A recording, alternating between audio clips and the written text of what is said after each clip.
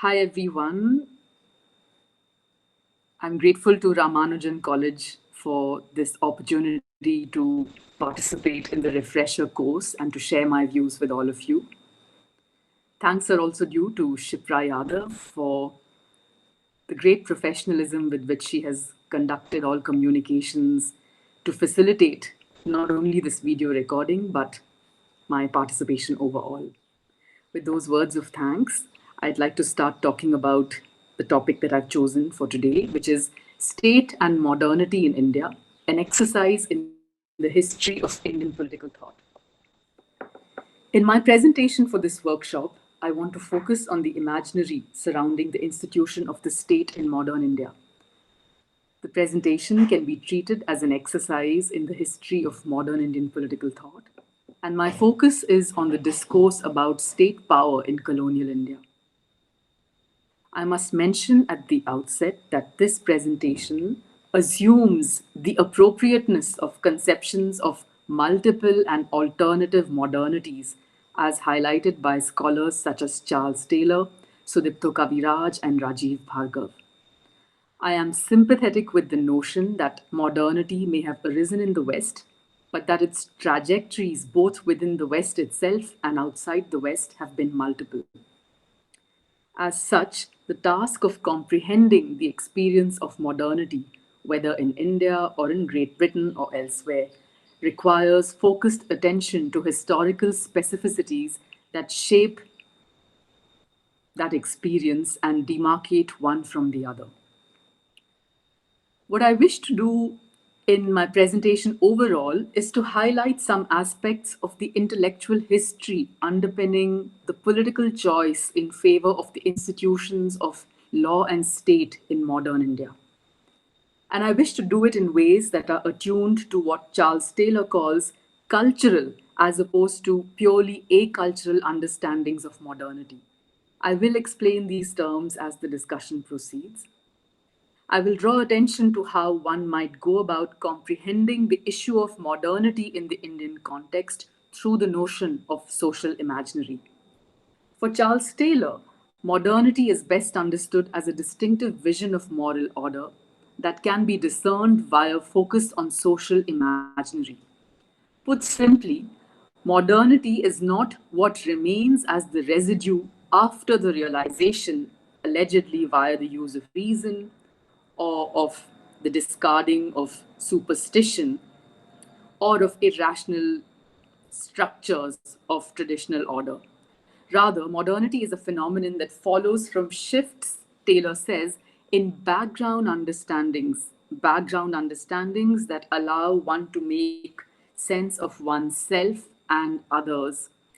The device of social imaginary helps to understand the conceptual repertoire as well as horizon that constitute the background understandings of a particular jurisdiction and or epoch. Charles Taylor points out that this repertoire is ensconced within a social imaginary, which in turn can be mapped via attention to theoretical doctrines, embodied social practices, and symbols. The repertoire exists both in expressly articulate but also inarticulable forms. I turn now to part one of the presentation. What is the difference between cultural and acultural understandings of modernity that Charles Taylor advances? What is culture? What are acultural explanations of the phenomenon of modernity? Let me proceed to address these questions by drawing on the work of Charles Taylor and Rajiv Bhargav. Acultural theories tend to visualize modernity as something that arises after the demise, so to say, of traditional society, and not in terms of the advent of something that is new from a cultural point of view. Whilst outlining cultural theories of modernity, Taylor defines culture itself as a set of practices, and I'm quoting now, as a set of practices that define specific understandings of personhood, social relations, states of mind, soul, goods and bads, virtues and vices, and the like. End of quote. Acultural theories do not envision modernity in terms of a new cultural constellation. Instead, they explain moderns to be behaving the way they do because they have come to see that certain terms were false. And I was drawing again on Charles Taylor here.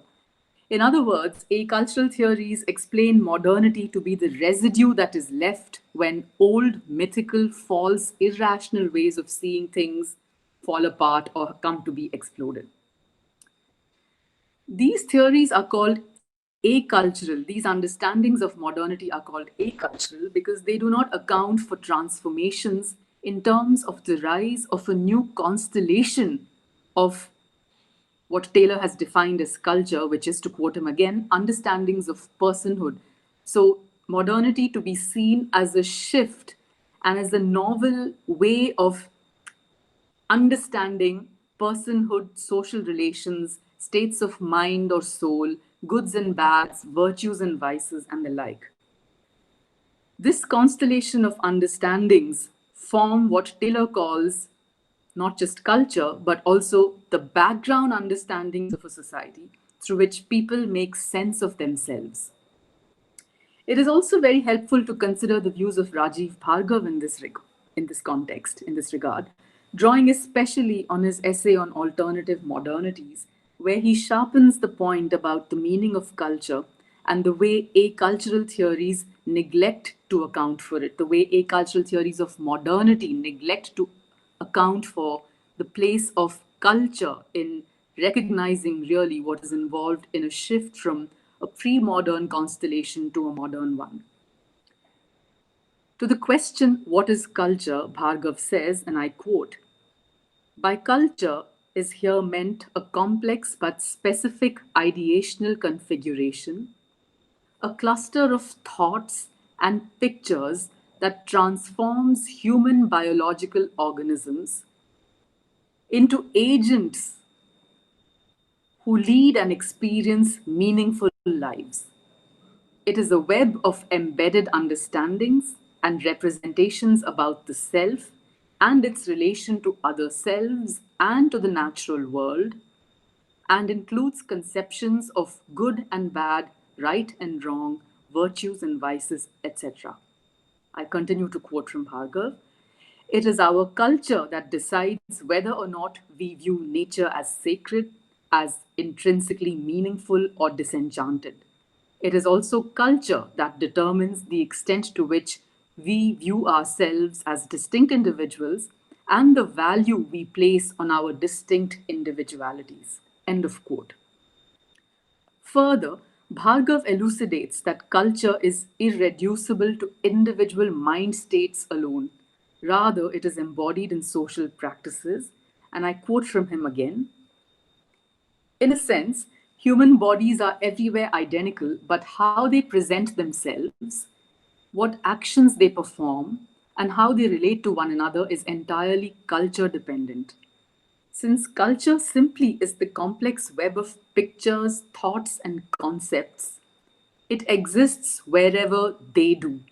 It is widely believed that ideas and representations can only exist in the minds of individuals. This is not true. So, continuing to quote from Bhargav, although culture is ideal, it is not only mental and does not exist only in people's heads. It is, of course, true that it is present in the mind, but apart from being found in bodily states and dispositions, it is also embodied in collective practices. Culture is generated and nourished by communities, and much of it exists as practical, unconscious knowledge and is presupposed as the essential background of the more explicit representations formed by a section of that group. End of quote.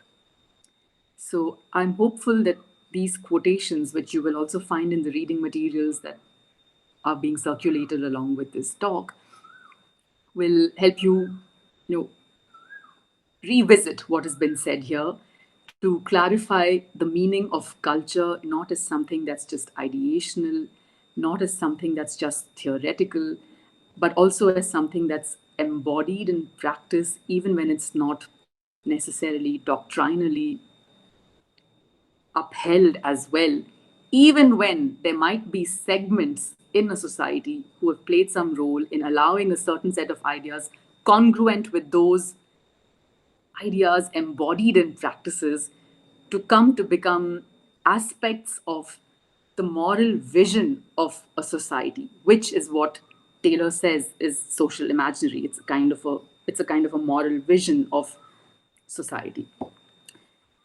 Let me continue talking about acultural theories and drawing still on Rajiv Bhargav's work here. Acultural theories of modernity comprehend transitions to modernity without referring to a notion of culture, as just pointed out. Bhargav points out that a constitutive feature of all acultural theories is what he calls, and I'm quoting, a sharp distinction that is maintained between culture on the one hand and a system of technology, economic, and political institutions on the other. So, acultural theories consider culture to be, Bhargav says, epiphenomenal, and they consider culture to be something that obtains from processes such as technological change or increased production of goods.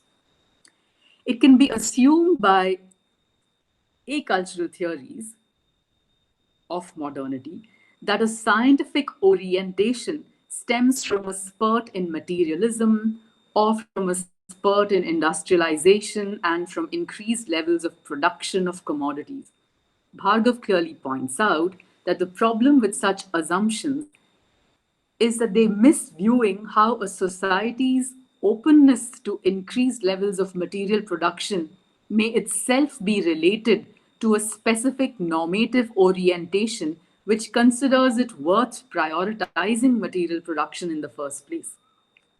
Those of you that are interested in pursuing details in this regard must look at both Bhargav's work on alternative modernities and his discussion of aculture and cultural theories there, but also Charles Taylor's rich and insightful discussion of the emergence of an autonomous sphere of economy when he is studying the emergence of a modern social imaginary in Western societies.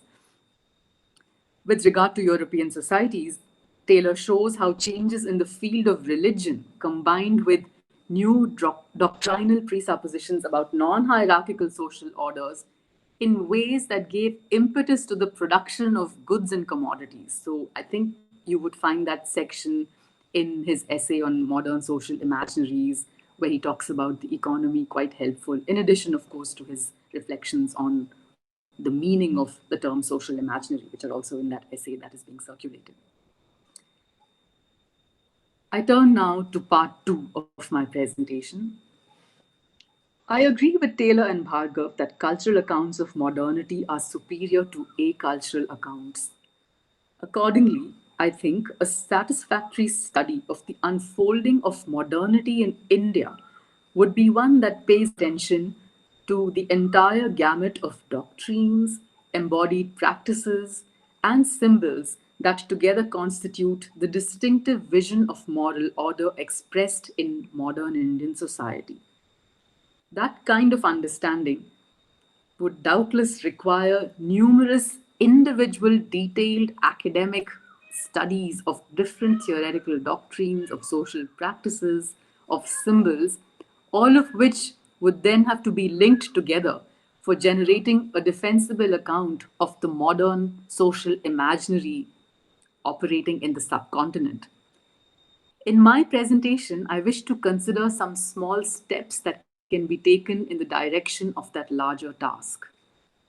Taking a cue from the reflections of Taylor and Bhargav, one step in the direction of comprehending Indian modernity in cultural rather than merely acultural terms could entail paying attention to intellectual doctrines or theories that permit making sense of the mutations or improvisations of social forms that contribute to the emergence of distinctive visions of moral order in the Indian context. So I'm talking about the meaningfulness of paying attention to intellectual doctrines or theoretical positions taken by key Indian figures, and how a focus on that may give us some insights about the nature of, or the kind of understanding of the conception of moral order underlying an Indian modernity. Let me elaborate what I want to do. And as I do this, I, I want to acknowledge and work with an important suggestion that has been made by Sudipto Kaviraj. So that takes me to part 3 of the presentation.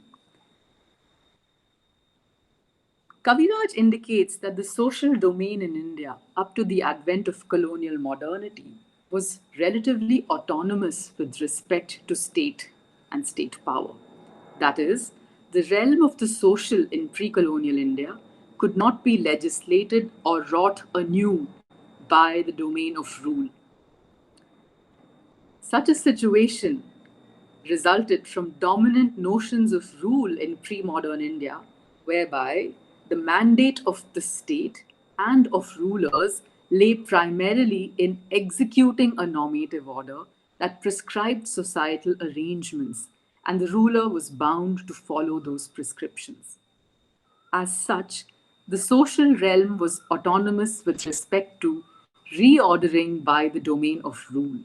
In this social realm, it was possible to raise questions about as well as seek changes in the dominant normative order.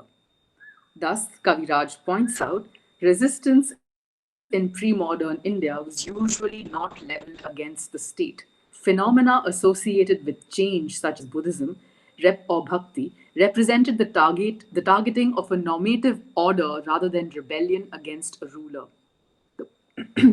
The power of the state to refashion society is something distinctively connected with the emergence of the modern state and its techniques of rule. So, continuing to draw on the work of Sudipto Kaviraj to get some kind of a framework with regard to notions of state power in pre modern and modern India, I say the following. Pre colonial India, Kaviraj tells us, is said to have been characterized by a model of state society relationship in which the power of the political sovereign was limited with respect to the constitution of society, as I just mentioned prior to this.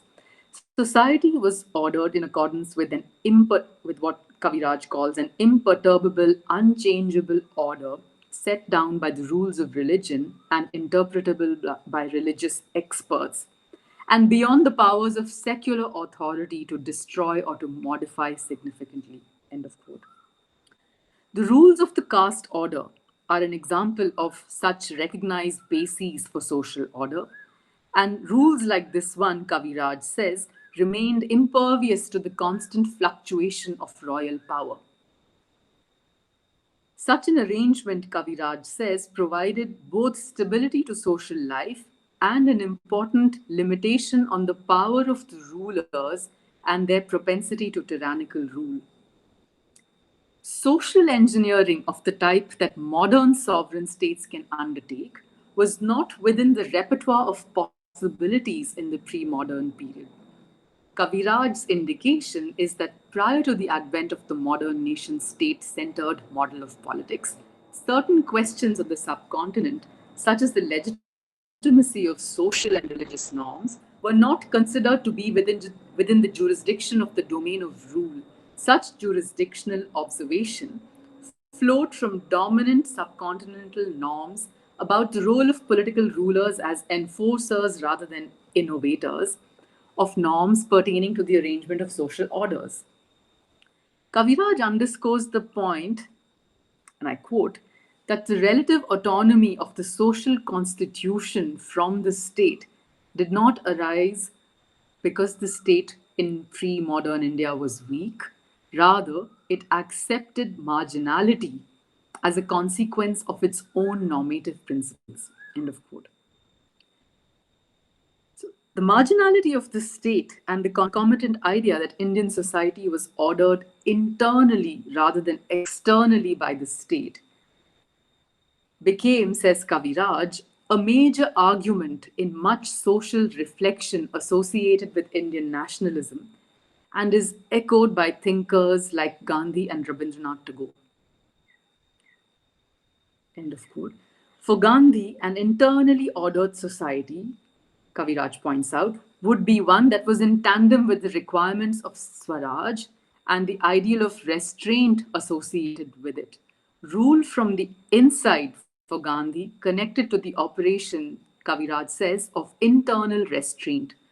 The more the failure in the capacity for internal restraint, the more the need for external government. The background understandings of the pre modern period anticipated a state society relationship that was different from the one implicit in the modern state model of political community. The latter is produced by a modern imaginary which suggests, and I quote from Kaviraj, that an entire order of society can be changed to conform to ideals conceived by critical political thought. And what is needed for this is an instrument for the accomplishment of these transformations.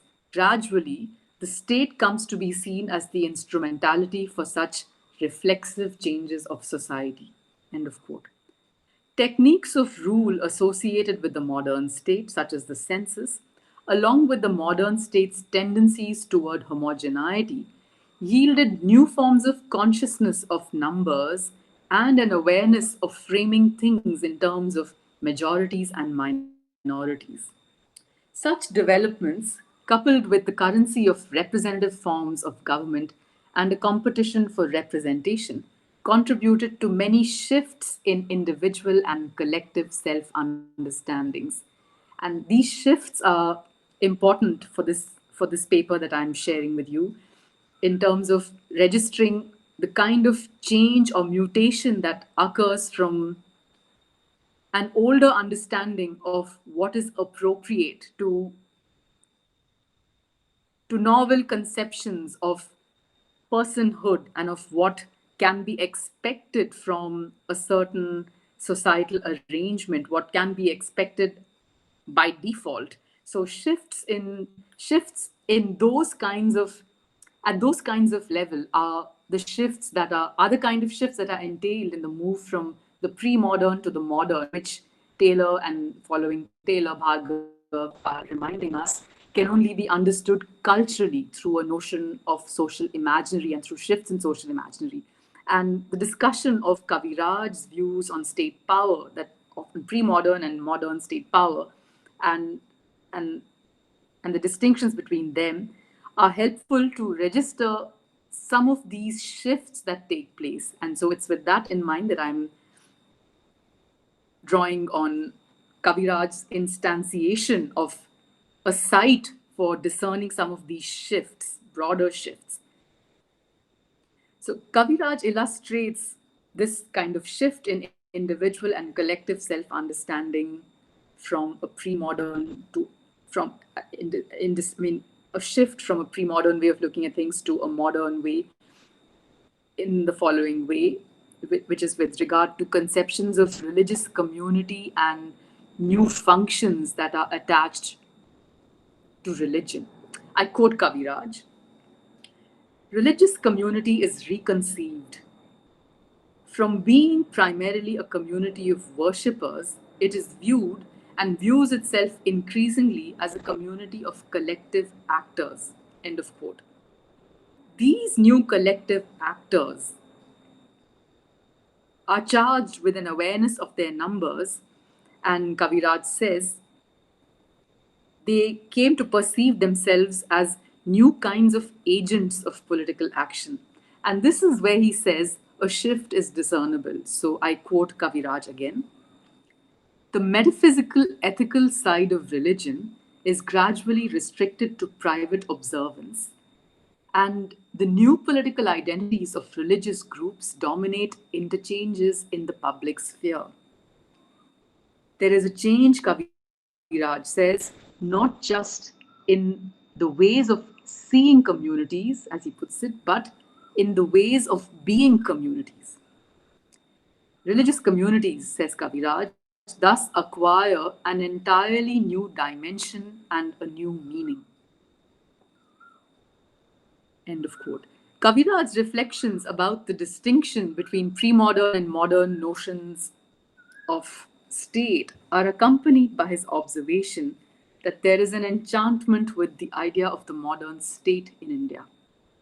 He notes how, despite the absence of sustained intellectual doctrinal engagements with the political possibilities attached to modern state power, that is, without long standing intellectual debates of the kind that went on for centuries in Europe, for example. So, without those kind, in spite of the absence of those kinds of engagement with the notion of modern state power, the notion of the modern state was one that Indians were greatly enchanted with. One site where this enchantment was visible was in the arena of social reform, with reference to the role of the state in reforming society. Kaviraj discerns three distinctive positions that have marked Indian political discourse for a long time. Both you will recognize in colonial and post colonial times. And he considers the debate, so consider just the debates over the regulation of sati or the age of consent in the late 19th century or the issue of reform of religion based personal laws in independent India. These are all instances where the different distinctive positions that Kaviraj identifies as something that began around the debates over the regulation of sati in the early 19th century have gotten to become aspects of the discourse about state power in India. So different constituencies adopt different distinctive positions with regard to the role of state in social religious reform. And these positions have crystallized over time. So, what are these three positions? The first position supported reformist intervention by the state. It agreed on the need for socio religious reform in accordance with the requirements of liberty and equality, and finds intervention by the state, even a colonial state, to be the only rational solution to address the situation. A second position that emerged opposed both the need for reform and the agency of the state to bring about any reform. This, Kaviraj says, is a coherently conservative position. Finally, there was a strand which recognized the need for the reform of morally questionable social practices, but wanted the reform to be internally generated by the concerned community. In this last strand, Kaviraj notices an ambiguity. Namely, it was not initially clear whether the objection to state power in colonial India was based on an opposition to its location in the hands of a foreign entity, or whether there was something objectionable about the very instrumentality of the modern state itself. Kaviraj illustrates the development of this strand in two directions. He points out one of them merged into the Nehruvian reliance on the nationalist state, while the other, he says, mutated into a Gandhian skepticism about the state in general. Some questions can arise here. What is the point in detailing the distinctive positions with regard to state power in colonial India? And what, if any, is the connection of all this with Indian modernity?